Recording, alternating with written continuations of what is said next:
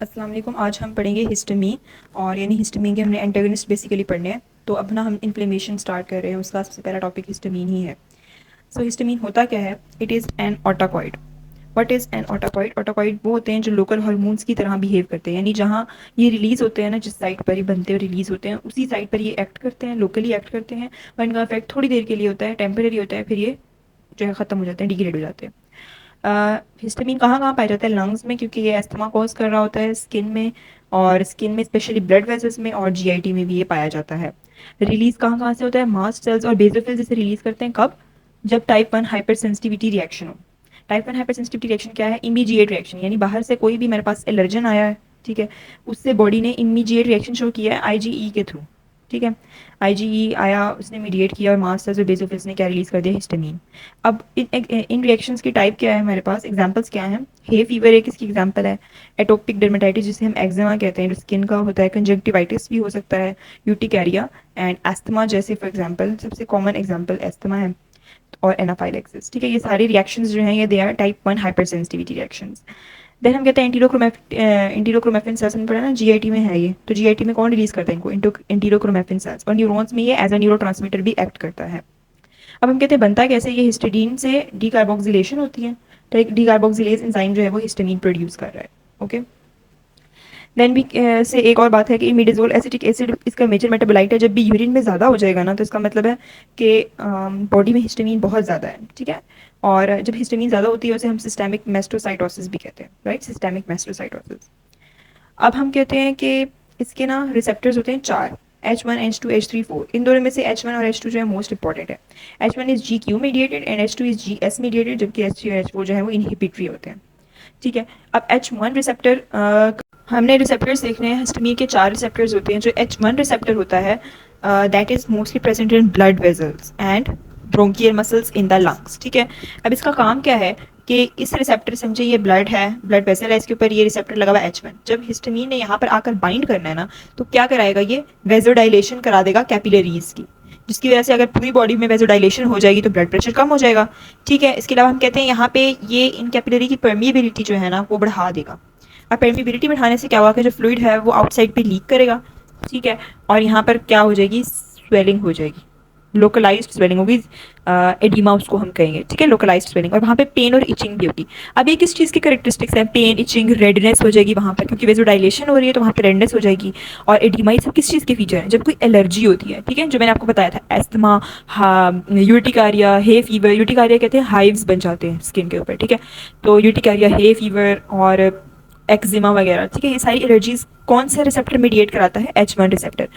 कब होता है ये? हम इसको हम आईजी इम्यूनिटी इसलिए कहते हैं क्योंकि बाहर से कोई भी फूड ऐसा जिसे उस बंदे को एलर्जी है, या कोई पोलन आया, ठीक है, पोलन आया बॉडी में और आईजीई जो है वो एक्टिवेट हो गया, और उसने मास्ट आईजीई जो है वो जाकर लग जाता है मास्ट सेल्स और बेसोफिल्स के ऊपर जो है जाकर लग जाएगा, ठीक है। और वहाँ से रिलीज करवाएगा क्या? हिस्टामिन, ठीक है। और फिर ये सारी एलर्जीज जो हैं वो होंगी। फिर अब कहते हैं ये ब्रोंको कंस्ट्रिक्शन भी कराता है, जैसे एस्थमा में हम कहते हैं ना सांस लेने में मसला हो जाता है।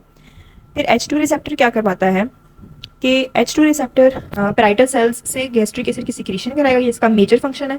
कार्डिक स्टिमुलेंट भी होता है। और ये negative feedback on mast cell का मतलब है कि ये मास्ट सेल्स, समझे, हिस्टामिन रिलीज बहुत ज़्यादा हो गया है, ठीक है, यहाँ पे H2 रिसेप्टर लगा हुआ है, तो हिस्टामिन जाके दोबारा बाइंड करेगा ताकि मजीद हिस्टामिन जो है वो रिलीज ना हो। इसे हम कहते हैं negative feedback on mast cells, ठीक है।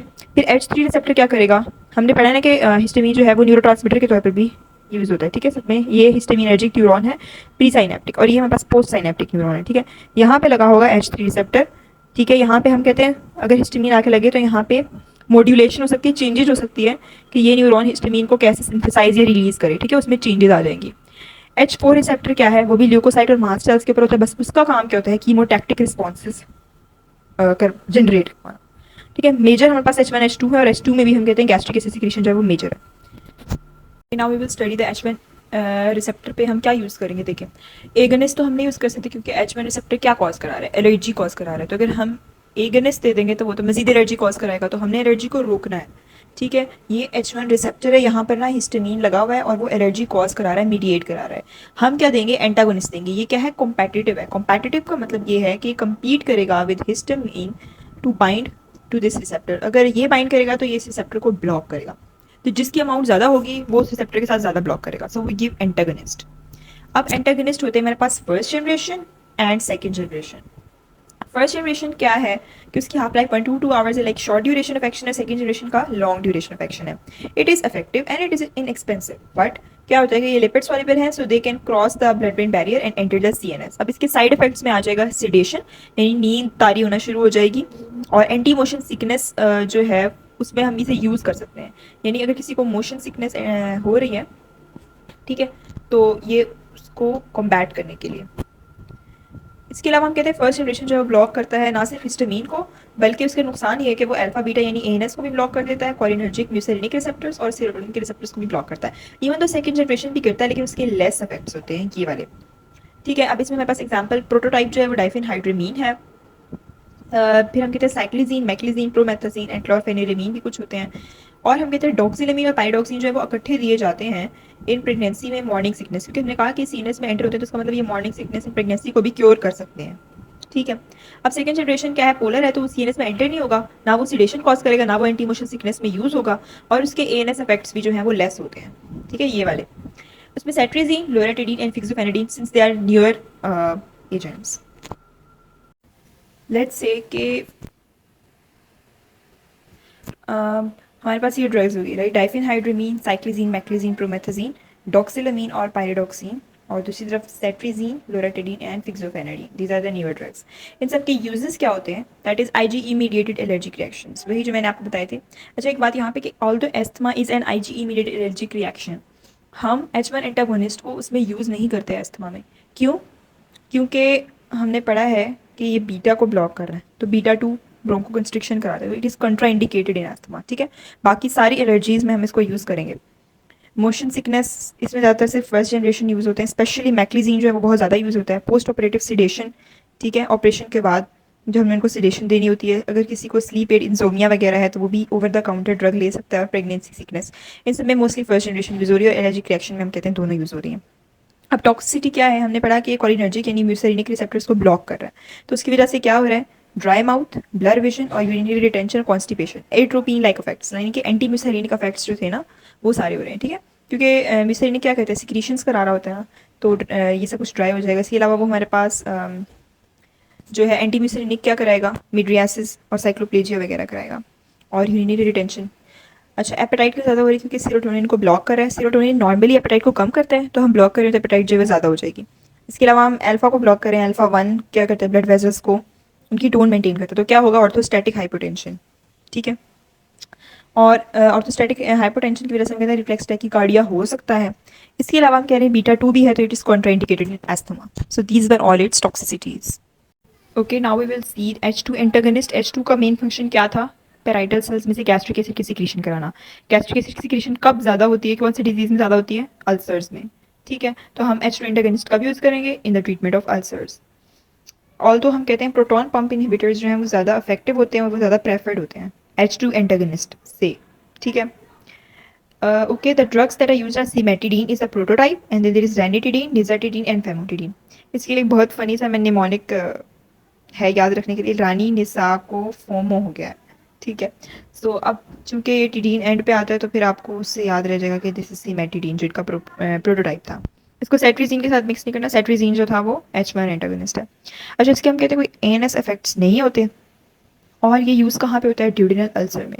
ड्यूडेनल अल्सर में क्या करता है कि जो नॉक्टर्नल एसिड सिक्रीशन यानी कि रात के वक्त जो एसिड सिक्रीशन ज़्यादा होती है ना उसको कम करेगा, हीलिंग को एक्सेलरेट करेगा, और उनके रिकरेंस के चांसेस को भी कम कर देगा, लाइक दोबारा अल्सर्स होने के चांसेस को कम कर देगा। नेक्स्ट हम कहते हैं अगर एक्यूट अल्सर है और उसकी ट्रीटमेंट करनी है तो हम क्या करते हैं, 2 डोजेस देते हैं पर डे, और अगर हमने प्रिवेंशन करनी है तो हम सिंगल बेड टाइम डोज, क्योंकि रात के वक्त सिक्रीशन ज़्यादा होती है तो हम सिंगल बेड टाइम डोज देते हैं अगर किसी में एक एसिड सिक्रीशन ज़्यादा हो रही है उसमें हमें अल्सर को प्रिवेंट करना है तो। नेक्स्ट हम कहते हैं गैस्ट्रिक पेप्टिक अल्सर्स में भी यूज़ होता है। ज़िलिंगर एलिसन सिंड्रोम क्या है कि उसमें अल्सर तो है ही है, साथ में जीआई ब्लीडिंग भी हो रही है और डायरिया हो रहा है।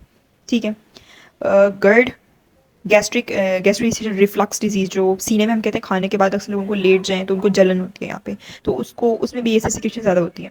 और इसके अलावा हम कहते हैं स्ट्रेस्ड पेशेंट्स इन आईसीयू, क्योंकि स्ट्रेस में भी हम कहते हैं एसिड ज़्यादा सिक्रीट हो रहा होता है, और आईसीयू में तो वैसे ही डिजीज़ ज़्यादा होती है, तो पेशेंट अंडर स्ट्रेस होता है, तो उसको प्रिवेंट करने के लिए कि उसमें अल्सर ना हो जाए। नेक्स्ट साइड के प्रोटॉन पंप इनहिबिटर जो है वो प्रेफर किए जाते हैं। अब सिमिटिडीन के कुछ साइड इफ़ेक्ट्स हैं। आपको पता होगा कि cimetidine is a very notorious inhibitor of CYP450, ठीक है, एक इनहिबिटर होता है इसका सिमेट्रिडीन। देन हम कहते हैं इसके एंटी एंड्रोजन इफेक्ट्स होते हैं, मेल में एंड्रोजन हार्मोन्स को कम करता है और उससे इफेक्ट्स होते हैं, और हेपेटिक ब्लड फ्लो को भी कम करता है। मेजर्स का यही है कि CYP450 इनहिबिटर है cimetidine. That was it for today, thank you so much.